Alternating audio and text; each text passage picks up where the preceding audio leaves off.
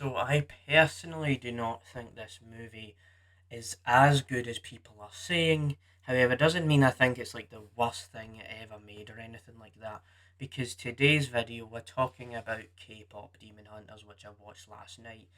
It took me a while to watch the movie because I was hearing so much about it, or I was just hearing things where people saying this movie is amazing. There's so many people talking about it. I didn't like read any spoilers or anything. Just seen things online where there's this thing about people talking about this movie is blowing up on the internet and things. But what I will say is I'll give you a bit of context and I'll rate the movie out of 10 and stuff like that.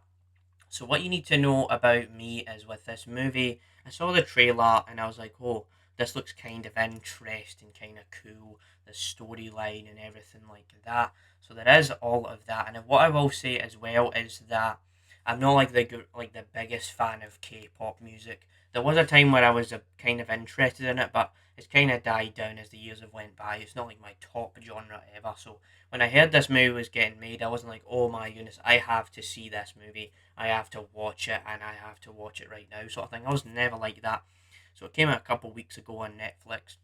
I was watching other things. I was like, okay, is this movie gonna live up to the hype? And before we get into how I feel about this movie and all of that, I will give you there will be one or two spoilers in in this review because I need to explain things for myself so you understand where I'm coming from, what I mean, why I think the way I do about the movie.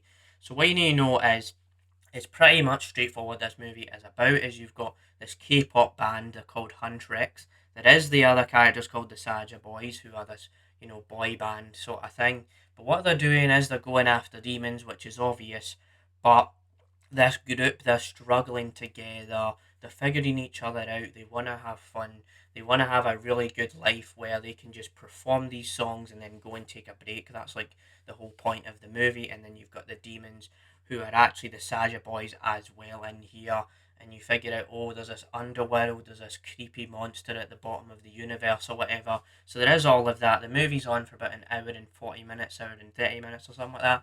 And so what I will say about this movie is that it's not like the worst film you can ever watch. Like it's watchable, it's serviceable enough, but definitely not as good as people were saying.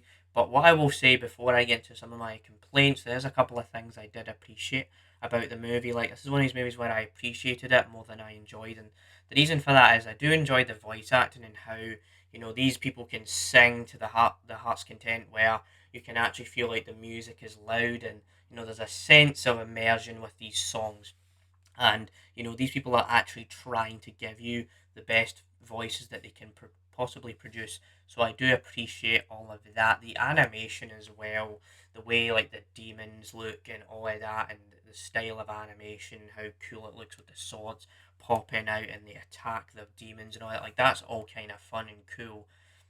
However, I think it's like kind of one of the most generic storylines I've seen in a long time, or just in general, even because you've seen this movie before.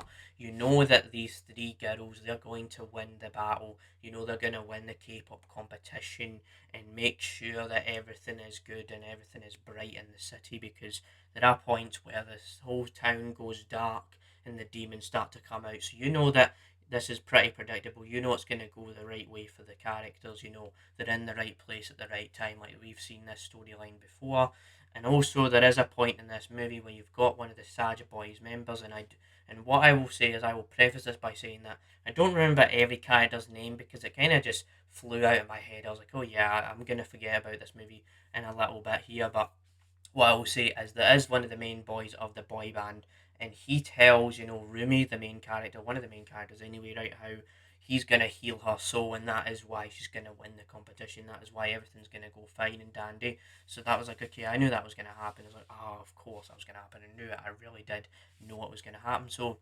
that is what I would say about the movie. Not the worst piece of fiction, but for a movie that was hyped up and it was said, "Oh, this is going to be amazing. Oh, you'll be in for a surprise." I'm like, ah, I'm kind of underwhelmed at how kind of average this movie was. So that's my review of K-pop Demon Hunters. Let me know if you enjoyed the movie or if you're in the same boat as me, where you're like, I'm kind of I don't know if I enjoyed the film, or I thought it was great, or I thought it was the greatest thing ever, or I thought it was like something brilliant. I didn't think it was any of that. It was just fine, and that's my review. And we're allowed to be honest about what we think about films.